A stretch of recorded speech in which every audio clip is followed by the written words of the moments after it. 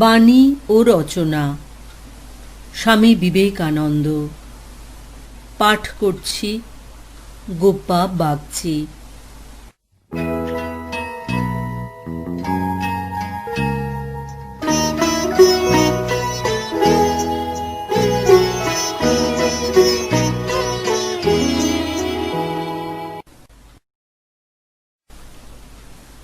কর্তব্য কি? কর্মযোগের তত্ত্ব বুঝিতে হইলে আমাদের জানা আবশ্যক কর্তব্য কাহাকে বলে। আমাকে যদি কিছু করিতে হয় তবে প্রথমেই জানিতে হইবে ইহা আমার কর্তব্য, তবেই তাহা করিতে পারিব। কর্তব্য জ্ঞান আবার বিভিন্ন জাতির মধ্যে ভিন্ন ভিন্ন। মুসলমান বলেন তাহার শাস্ত্র কোরআনে যাহা লিখিত আছে তাহাই তাহার কর্তব্য। হিন্দু বলেন তাহার বেদে যাহা আছে তাহাই তাহার কর্তব্য। খ্রিস্টান আবার বলেন তাহার বাইবেলে যাহা আছে তাহাই তাহার কর্তব্য। সুতরাং আমরা দেখিলাম জীবনের বিভিন্ন অবস্থায়, ইতিহাসের বিভিন্ন যুগে ও বিভিন্ন জাতির ভিতরে কর্তব্যের ভাব ভিন্ন ভিন্ন। অন্যান্য সার্বভৌম ভাববোধক শব্দের ন্যায় কর্তব্য শব্দেরও স্পষ্ট সংজ্ঞা দেওয়া অসম্ভব। কর্মজীবনে উহার পরিণতি ও ফলাফল জানিয়াই আমরা উহার সম্বন্ধে একটা ধারণা করিতে পারি। যখন আমাদের সম্মুখে কতকগুলি ঘটনা ঘটে তখন আমাদের সকলেরই সেগুলি সম্বন্ধে কোনো বিশেষভাবে কার্য করিবার জন্য স্বাভাবিক অথবা পূর্ব সংস্কার অনুযায়ী ভাবের উদয় হয়। সেই ভাবের উদয় হইলে মন সেই পরিবেশ সম্বন্ধে চিন্তা করিতে আরম্ভ করে। কখনো মনে হয় এরূপ অবস্থায় এইভাবে কর্ম করাই সঙ্গত, আবার অন্য সময়ে ঠিক সেইরূপ অবস্থা হইলেও সেভাবে কর্ম করা অন্যায় বলিয়া মনে হয়। সর্বত্রই কর্তব্যের এই সাধারণ ধারণা দেখা যায় যে প্রত্যেক সৎ ব্যক্তি নিজ বিবেকের আদেশ অনুযায়ী কর্ম করিয়া থাকেন, কিন্তু বিশেষ কোন গুণ কর্মকে কর্তব্যে পরিণত করে? যদি একজন খ্রিস্টান সম্মুখে গোমাংস পাইয়া নিজের প্রাণ রক্ষার জন্য আহার না করে অথবা অপরের প্রাণ রক্ষার জন্য তাহাকে না দেয়, তাহা হইলে সে নিশ্চয় বোধ করিবে যে তাহার কর্তব্যে অবহেলা হইয়াছে। কিন্তু একজন হিন্দু যদি ঐরূপ ক্ষেত্রে উহা ভোজন করিতে সাহস করে অথবা অপর হিন্দুকে উহা খাইতে দেয়, সেও নিশ্চয় সমভাবে বোধ করিবে যে তাহার কর্তব্য পালন করা হইল না। হিন্দুর শিক্ষা ও সংস্কার তাহার হৃদয়ে ঐরূপ ভাব আনিয়া দিবে। গত শতাব্দীতে ভারতের ঠগ নামে কুখ্যাত দস্যুদল ছিল। তাহাদের ধারণা ছিল যাহাকে পাইবে তাহাকেই মারিয়া সর্বস্ব অপহরণ করাই তাহাদের কর্তব্য। আর যে যত বেশি লোক মারিতে পারিত সে নিজেকে তত বড় মনে করিত। সাধারণত একজন পথে বাহির হইয়া আর একজনকে গুলি করিয়া হত্যা করিলে অন্যায় কার্য করিয়াছে মনে করিয়া দুঃখিত হইয়া থাকে, কিন্তু সেই ব্যক্তি যদি সৈন্যদলের অন্তর্ভুক্ত হইয়া শুধু একজনকে নয় 20 জনকে গুলি করিয়া হত্যা করে তবে সে আনন্দিতই হয় এবং ভাবে সে অতি সুন্দরভাবে তাহার কর্তব্য সম্পন্ন করিয়াছে। অতএব এটি বেশ সহজেই বোঝা যায় যে কি করা হইয়াছে বিচার করিয়াই কর্তব্য নির্ধারিত হয় না। সুতরাং ব্যক্তি নিরপেক্ষভাবে কর্তব্যের একটা সংজ্ঞা দেওয়া একেবারে অসম্ভব। এটি কর্তব্য, এটি অকর্তব্য এইরূপ নির্দেশ করিয়া কিছু বলা যায় না। তবে ব্যক্তি বা অধ্যাত্মের দিক হইতে কর্তব্যের লক্ষণ নির্ণয় করা যাইতে পারে। যে কোনো কার্য ভগবানের দিকে লইয়া যায় তাহাই সৎকার্য, এবং যে কোনো কার্য আমাদিগকে নিম্ন দিকে লইয়া যায় তাহাই অসৎকার্য। অধ্যাত্ম ভাবের দিক হইতে দেখিলে আমরা দেখিতে পাই কতকগুলি কার্য আমাদিগকে উন্নত ও মহান করে, আর কতকগুলি কার্যের প্রভাবে আমরা অবনত ও পশুভাবাপন্ন হইয়া পড়ি। কিন্তু সর্বাবস্থায় সর্ববিধ ব্যক্তির পক্ষে কোন কার্যের দ্বারা কিরূপ ভাব আসিবে তাহা নিশ্চয় করিয়া বলা সম্ভব নয়। তথাপি সকল যুগের সকল সম্প্রদায়ের ও সকল দেশের মানুষ কর্তব্য সম্বন্ধে কেবল একটি ধারণা এক বাক্যে স্বীকার করিয়া লইয়াছে এবং উহা এই সংস্কৃত শ্লোকার্থে বর্ণিত হইয়াছে। পরোপকার পুণ্যায় পাপায় পরপীড়নম। ভগবদ গীতার জন্ম ও অবস্থা অর্থাৎ বর্ণাশ্রমগত কর্তব্যের কথা বারবার উল্লেখ করিয়াছেন। বিভিন্ন কর্মের প্রতি কোন ব্যক্তির মনোভাব কিরূপ হইবে তাহা ওই ব্যক্তির বর্ণ, আশ্রম ও সামাজিক মর্যাদা অনুসারেই অনেকটা নিরূপিত হয়। এই জন্য আমাদের কর্তব্য, যে সমাজে আমরা জন্মগ্রহণ করিয়াছি সেই সমাজের আদর্শ ও কর্মধারা অনুসারে এমন কাজ করা যাহা দ্বারা আমাদের জীবন উন্নত ও মহৎ হয়। কিন্তু এটি বিশেষভাবে স্মরণ রাখিতে হইবে যে সকল সমাজে ও সকল দেশে এক প্রকার আদর্শ ও কার্যপ্রণালী প্রচলিত নয়। এই বিষয়ে আমাদের অজ্ঞতাই এক জাতির প্রতি অপর জাতির ঘৃণার প্রধান কারণ। একজন মার্কিন ভাবেন তাহার দেশের রীতিনীতি অনুসারে তিনি যাহা কিছু করেন তাহাই সর্বাপেক্ষা ভালো, এবং যে কেহ ওই রীতি অনুসরণ করে না সে অতি দুষ্ট লোক। একজন হিন্দু অর্থাৎ ভারতবাসী ভাবে তাহার আচার ব্যবহারই শ্রেষ্ঠ ও সত্য, সুতরাং যে কেহ উহা অনুসরণ করে না সে অতি দুষ্ট লোক। আমরা সহজেই এই স্বাভাবিক ভ্রমে পড়িয়া থাকি। ইহা বড়ই অনিষ্টকর। সংসারে যে সহানুভূতির অভাব দেখা যায় তাহার অর্ধেক এই ভ্রম হইতেই উৎপন্ন। আমি যখন প্রথম এদেশে আসি তখন একদিন চিকাগো মেলায় ঘুরিয়া বেড়াইতেছিলাম। পিছন হইতে একজন লোক আমার পাগড়ি ধরিয়া এক টান মারিল। আমি পিছু ফিরিয়া দেখি লোকটির বেশ পরিষ্কার পরিচ্ছন্ন কাপড় চোপড়, তাহাকে বেশ ভদ্রলোকের মতো দেখিতে। আমি তাহার সহিত দু একটি কথা বলিলাম।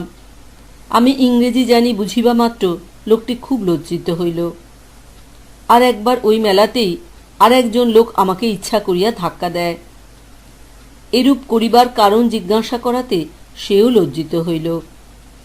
শেষে আমতা আমতা করিতে করিতে আমার নিকট ক্ষমা প্রার্থনা করিয়া বলিল, আপনি এরূপ পোশাক পরিয়াছেন কেন? এই সকল ব্যক্তির সহানুভূতি তাহাদের মাতৃভাষা ও নিজেদের পোশাক পরিচ্ছদের গণ্ডির মধ্যেই সীমাবদ্ধ। দুর্বল জাতির উপর সবল জাতি যে সকল অত্যাচার করে সেগুলির অধিকাংশেরই কারণ এই কুসংস্কার সঞ্জাত। ইহা দ্বারা মানুষের প্রতি মানুষের সৌহার্দ্য নষ্ট হয়। যে ব্যক্তি আমাকে জিজ্ঞাসা করিলেন আমি তাহার মতো পোশাক পরি না কেন এবং আমার বেশের জন্য আমার সহিত অসৎ ব্যবহার করিতে চাহিলেন, তিনি হয়তো খুব ভালো লোক, হয়তো তিনি সন্তান বৎসল পিতা ও একজন সজ্জন ব্যক্তি, কিন্তু যখনই তিনি ভিন্ন পরিবেশ পরিহিত কাহাকেও দেখিলেন তখনই তাহার স্বাভাবিক সহৃদয়তা লুপ্ত হইয়া গেল। সকল দেশেই আগন্তুক বিদেশীদের শোষণ করা হয়, কারণ তাহারা যে জানে না নূতন অবস্থায় পড়িয়া কিরূপে আত্মরক্ষা করিতে হয়। এই জন্য তাহারাও ওই দেশের লোকেদের সম্বন্ধে একটা ভুল ধারণা লইয়া যায়। নাবিক, সৈন্য ও বণিকগণ বিদেশে অদ্ভুত অদ্ভুত ব্যবহার করিয়া থাকে। নিজেদের দেশে ঐরূপ করিবার কথা তাহারা স্বপ্নেও ভাবিতে পারে না। এই কারণেই বোধহয় চীনারা ইউরোপীয় ও মার্কিনগণকে বিদেশী শয়তান বলিয়া থাকে। পাশ্চাত্য জীবনের ভালো দিকগুলি দেখিলে তাহারা এরূপ বলিতে পারিত না। সুতরাং একটি বিষয় আমাদের স্মরণ রাখা উচিত যে আমরা যেন অপরের কর্তব্য বিচার করিতে গিয়া তাহাদেরই চোখ দিয়া দেখি, যেন অপর জাতির আচার ব্যবহার আমাদের নিজেদের মাপকাঠি দিয়া মাপিতে না যায়। আমি বিশ্বজগতের মাপকাঠি নই। আমাকে জগতের সহিত সামঞ্জস্য রক্ষা করিয়া চলিতে হইবে। সমগ্র জগৎ কখনো আমার ভাবের সহিত মিলিয়া মিশিয়া চলিবে না। অতএব দেখিতেছি পরিবেশ অনুসারে আমাদের কর্তব্যের ধারা পরিবর্তিত হয়। কোনো বিশেষ সময়ে যাহা আমাদের কর্তব্য তাহা করাই এ জগতের শ্রেষ্ঠ কর্ম। প্রথমেই যেন আমরা আমাদের জন্মপ্রাপ্ত কর্তব্য অনুসারে কাজ করি, তারপর সমাজে ও জীবনে আমাদের পদমর্যাদা অনুসারে যাহা কর্তব্য তাহা করিতে হইবে। মনুষ্য স্বভাবের একটি বিশেষ দুর্বলতা এই যে মানুষ কখনোই নিজেকে পরীক্ষা করে না। সে মনে করে সেও রাজার ন্যায় সিংহাসনে বসিবার উপযুক্ত। যদি বা সে উপযুক্ত হয়, তথাপি তাহাকে আগে দেখাইতে হইবে সে তাহার সামাজিক অবস্থা অনুযায়ী কর্তব্য সম্পন্ন করিয়াছে, তবেই তাহার উপর উচ্চতর কর্তব্যের ভার অর্পিত হইবে। এ সংসারে যখন আমরা আগ্রহ সহকারে কাজ করিতে আরম্ভ করি, তখন প্রকৃতি আমাদিগকে চারিদিক হইতে আঘাত করে। তাহারই সাহায্যে শীঘ্রই আমরা আমাদের যথার্থ মর্যাদা খুঁজিয়া পাই, বুঝিতে পারি কোথায় কাহার স্থান। যে কার্যের উপযুক্ত নয়, সে দীর্ঘকাল সন্তোষজনকভাবে সেই পদে থাকিতে পারে না। সুতরাং প্রকৃতি যেরূপ বিধান করে, ইহার বিরুদ্ধে বিরক্তি প্রকাশ করিয়া কোনো ফল নাই। ছোট কাজ করিতেছি বলিয়াই যে একজন নিম্ন স্তরের মানুষ, তাহা নয়। শুধু কর্তব্যের প্রকৃতি দেখিয়া কাহারও বিচার করা উচিত নয়। যে যেভাবে সেই কর্তব্য নিষ্পন্ন করে, তাহা দ্বারাই তাহার বিচার করিতে হইবে। পরে আমরা দেখিব কর্তব্যের এই ধারণাও পরিবর্তিত হয়। আরও দেখিব যখন কর্মের পশ্চাতে স্বার্থ প্রেরণা থাকে না, তখনই মানুষ শ্রেষ্ঠ কর্ম করিতে পারে। তাহা হইলেও কর্তব্য জ্ঞানে কৃত কর্মই আমাদিগকে কর্তব্য জ্ঞানের অতীত কর্মে লইয়া যায়। তখন কর্ম উপাসনায় পরিণত হয়। শুধু তাই নয়, তখন কেবল কর্মের জন্যই কর্ম অনুষ্ঠিত হইয়া থাকে। তবে ইহা আদর্শ মাত্র। উহা লাভ করিবার উপায় এই কর্তব্য। আমরা দেখিব কর্তব্যের তত্ত্ব, নীতি বা প্রেম যে কোনো রূপেই প্রকাশিত হোক না কেন, ইহা অন্যান্য যোগের মতোই। ইহার উদ্দেশ্য কাঁচা আমিকে ক্রমশ সূক্ষ্ম করা, যাহাতে পাকা আমি নিজ মহিমায় শোভা পাইতে পারেন।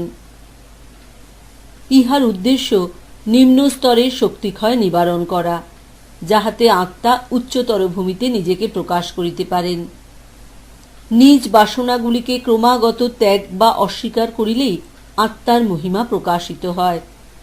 কর্তব্য কর্ম করিতে গেলে অতি কঠোরভাবে এই ত্যাগ আবশ্যক। এই রূপেই জ্ঞাতসারে বা অজ্ঞাতসারে সমগ্র সমাজ সংহতি গড়িয়া উঠিয়াছে।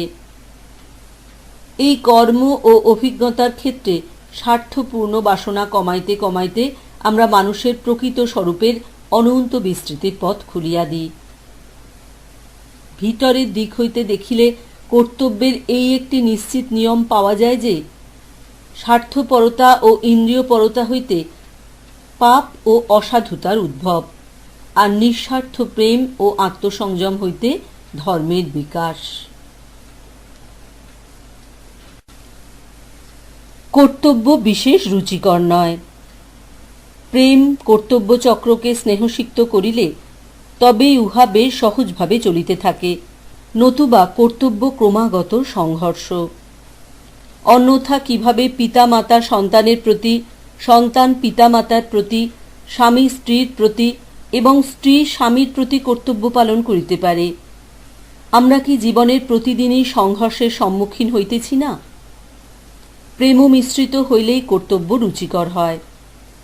প্রেম আবার কেবল স্বাধীনতাতেই দীপ্তি পায়, কিন্তু ইন্দ্রিয়ের দাস, ক্রোধের দাস, ঈর্ষার দাস, আরও যে শত শত ছোট ছোট ঘটনা জীবনে প্রত্যহ ঘটিবেই, সেগুলির দাস হওয়াই কি স্বাধীনতা? আমরা জীবনে যেসব ছোটখাটো রূঢ় সংঘর্ষের সম্মুখীন হই, ওইগুলি সহ্য করাই স্বাধীনতার সর্বোচ্চ অভিব্যক্তি। নারীগণ নিজেদের ঈর্ষাপূর্ণ খিটখিটে মেজাজের দাস হইয়া স্বামীর উপর দোষারোপ করে এবং মনে করে তাহারা যেন নিজেদের স্বাধীনতা জাহির করিতেছে। তাহারা জানে না যে এই রূপে তাহারা নিজেদের দাসী বলিয়াই প্রতিপন্ন করিতেছে। যে সকল স্বামী সর্বদাই স্ত্রীর দোষ দেখে, তাহাদের সম্বন্ধেও এই একই কথা। পবিত্রতা রক্ষা করাই পুরুষ ও স্ত্রীর প্রথম ধর্ম। এমন মানুষ নাই বলিলেই হয়, তা সে যতদূর বিপথগামী হোক না কেন, যাহাকে নম্রা প্রেমিকা সতী স্ত্রী সৎপথে ফিরাইয়া আনিতে না পারেন। জগৎ এখনো এতটা মন্দ হয় নাই। সমুদয় জগতে আমরা নৃশংস পতি এবং পুরুষের অপবিত্রতা সম্বন্ধে অনেক কথা শুনি, কিন্তু ইহা কি সত্য নয় যে নৃশংস ও অপবিত্র নারীর সংখ্যা যত, ঐরূপ পুরুষের সংখ্যাও ঠিক তত?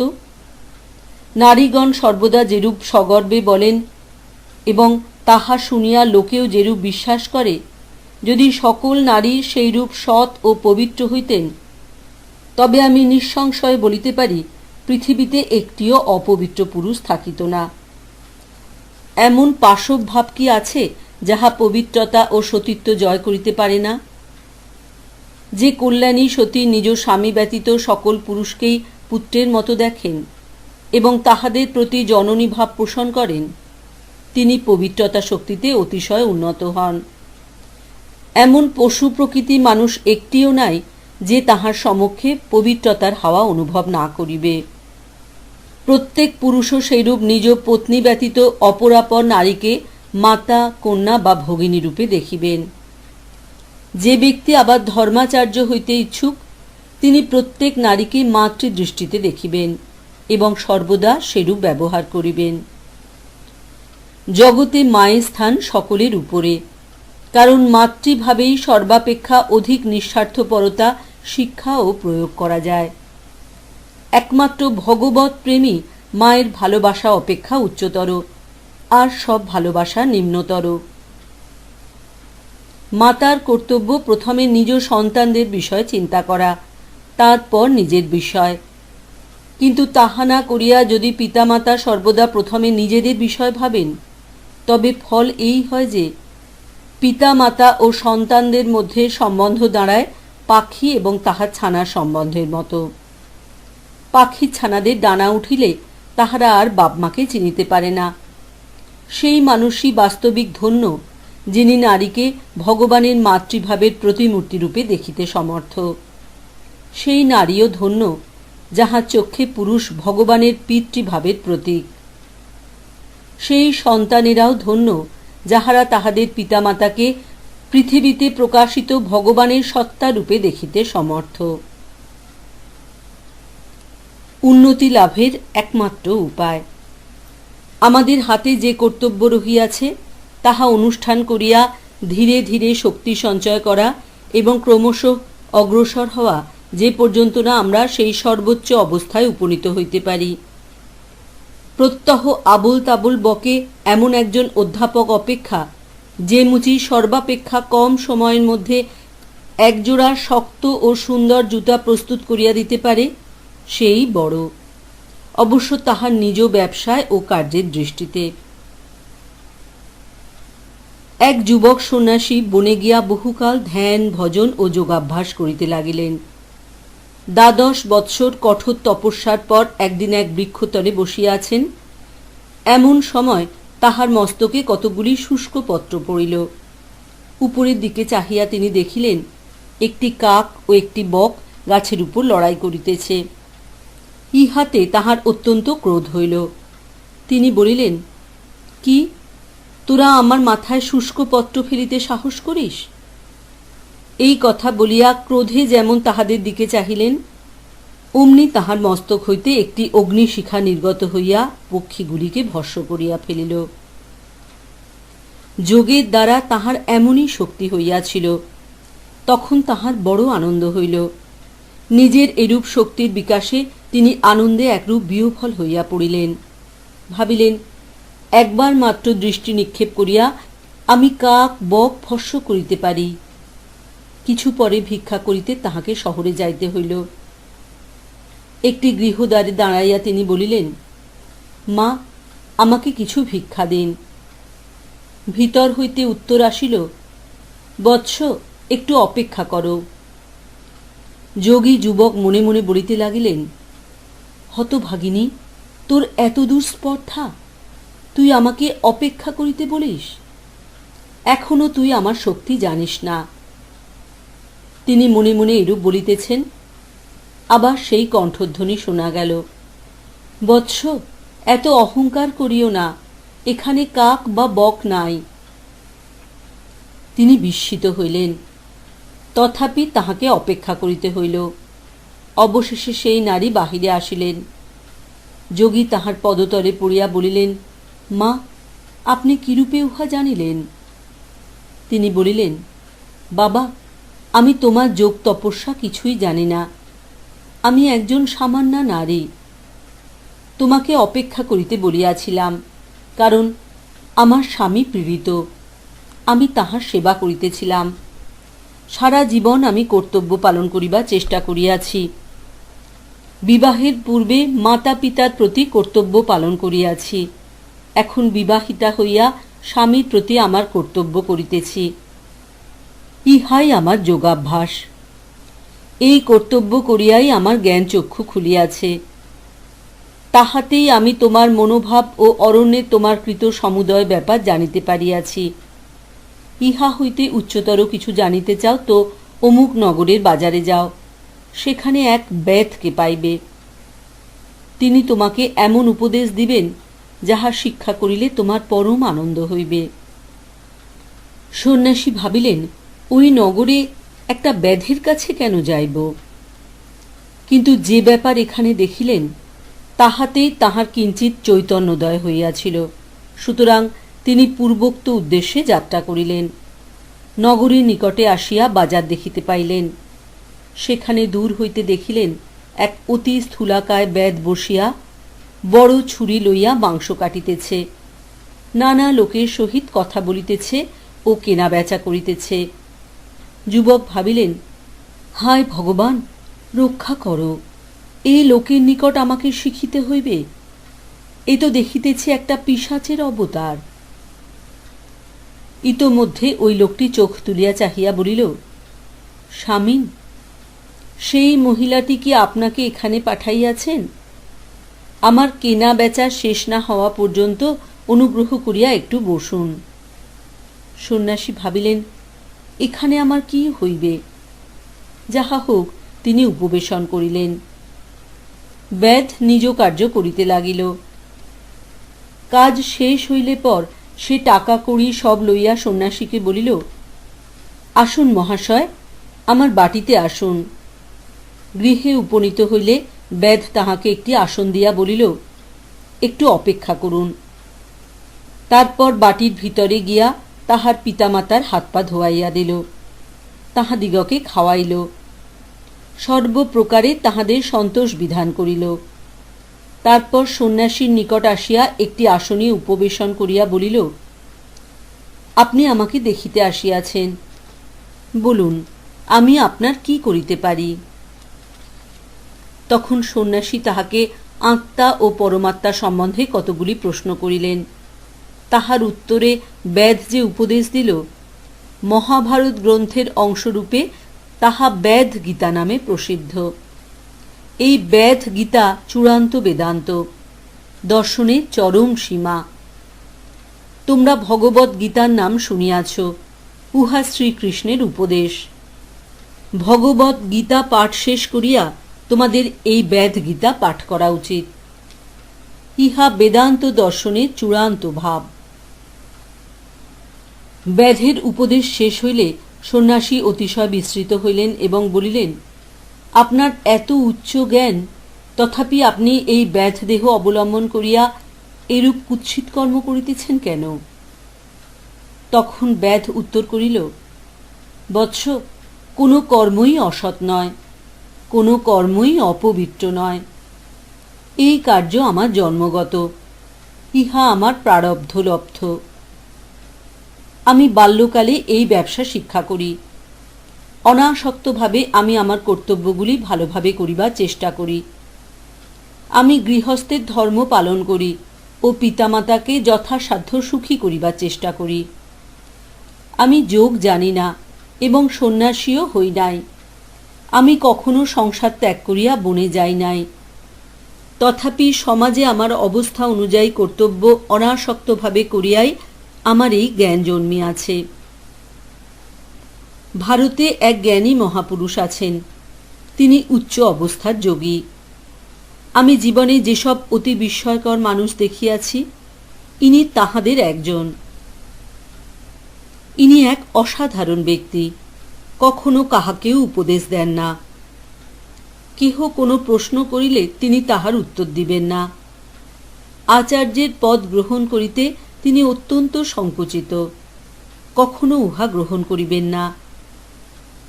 তাহাকে কোনো প্রশ্ন জিজ্ঞাসা করিয়া কিছুদিন অপেক্ষা করিতে হইবে।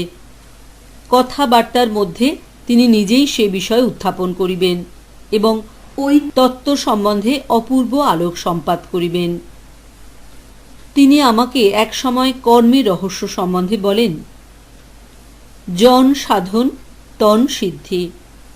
যখন তুমি কোনো কার্য করিতেছ তখন আর অন্য কিছু ভাবিও না। পূজারূপে, সর্বোচ্চ পূজারূপে উহা অনুষ্ঠান করো এবং সেই সময়ের জন্য উহাতে সমগ্র মন প্রাণ অর্পণ করো। দেখো, উক্ত গল্পে ব্যাধ এবং নারী আনন্দে ও সর্বান্তঃকরণে নিজ কর্তব্য কর্ম করিতেন, ফলে তাহারা জ্ঞান লাভ করিয়াছিলেন। ইহা দ্বারা স্পষ্ট প্রমাণিত হইল, গার্হস্থ্য বা সন্ন্যাস যে কোনো আশ্রমের কর্তব্যই হোক না কেন, যথার্থ অনাসক্তভাবে অনুষ্ঠিত হইলে আমরা আত্মজ্ঞান বিষয়ক চরম অনুভূতি লাভ করিব। আমাদের কর্তব্য প্রধানত আমাদের পারস্পরিক অবস্থা দ্বারা নির্ধারিত হয়। কর্তব্যের ভিতর কিছু ছোট বড় থাকিতে পারে না। সকাম কর্মী তাহার অদৃষ্টে যে কর্তব্য পড়িয়াছে তাহাতে বিরক্তি প্রকাশ করে। অনাসক্ত কর্মীর পক্ষে সকল কর্তব্যই সমান এবং ওইগুলি অমোঘ অস্ত্র হইয়া তাহার স্বার্থপরতা ও ইন্দ্রিয়পরতা বিনষ্ট করে এবং সাধক মুক্তির পথে অগ্রসর হয়। আমরা যে কার্যে বিরক্তি প্রকাশ করি তাহার কারণ আমরা সকলেই নিজেদের খুব বড় ভাবিয়া থাকি, কিন্তু আন্তরিকতার সহিত কর্মে প্রবৃত্ত হইলেই আমরা নিম্ন অবস্থা নির্দিষ্ট অতি ক্ষুদ্র কর্তব্যগুলিও ঠিক ঠিক সম্পাদনে স্বীয় অক্ষমতা বুঝিতে পারি এবং তাহাতে আমরা নিজেদের সম্বন্ধে যে সকল উচ্চ ধারণা পোষণ করিতাম তাহা স্বপ্নের ন্যায় অন্তর্হিত হইয়া যায়। যখন আমি বালক ছিলাম তখন আমার মনে অনেক রকম চিন্তা উঠিত। কখনো ভাবিতাম আমি একটা মস্ত বড় সম্রাট, কখনো বা নিজেকে অন্য কোনরূপ একটা বড় লোক ভাবিতাম। বোধহয় তোমরাও বাল্যকালে এরূপ চিন্তা করিয়াছ, কিন্তু এগুলি সবই খেয়াল মাত্র। প্রকৃতি সর্বদা কঠোরভাবে প্রত্যেকের কর্মানুযায়ী ন্যায়সঙ্গত ফল বিধান করিয়া থাকে, তাহার এক চুলও এদিক ওদিক হইবার নয়। সেই জন্য আমরা স্বীকার করিতে ইচ্ছুক না হইলেও প্রকৃতপক্ষে আমাদের কর্মফল অনুসারেই আমাদের কর্তব্য নির্দিষ্ট হইয়া থাকে। আমাদের অতি নিকটেই যে কর্তব্য রহিয়াছে, যাহা আমাদের হাতের গোড়ায় রহিয়াছে, তাহা উত্তম রূপে নির্বাহ করিয়াই আমরা ক্রমশ শক্তি লাভ করিয়া থাকি।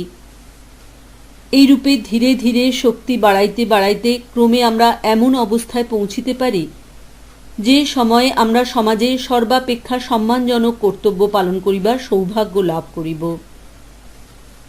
এইটি জানিয়া রাখা ভালো, কারণ প্রতিযোগিতা হইতে ঈর্ষার উৎপত্তি হয় এবং উহার হৃদয়ের সৎ ও কোমল ভাবগুলি নষ্ট করিয়া ফেলে। যে ক্রমাগত সকল বিষয়ে বিরক্তি প্রকাশ করে তাহার পক্ষে সকল কর্তব্যই অরুচিকর বলিয়া বোধ হয়। কিছুই তাহাকে কখনো সন্তুষ্ট করিতে পারিবে না এবং তাহার জীবনটা বিফলতায় পর্যবসিত হইবে। এসো, আমরা কেবল কাজ করিয়া যাই। যে কোনো কর্তব্য আসুক না কেন তাহা যেন আমরা সাগ্রহে করিয়া যাইতে পারি। সর্বদাই যেন কর্তব্য সম্পাদনের জন্য সর্বান্তঃকরণে প্রস্তুত থাকিতে পারি। তবেই আমরা নিশ্চয়ই আলোক দেখিতে পাইব।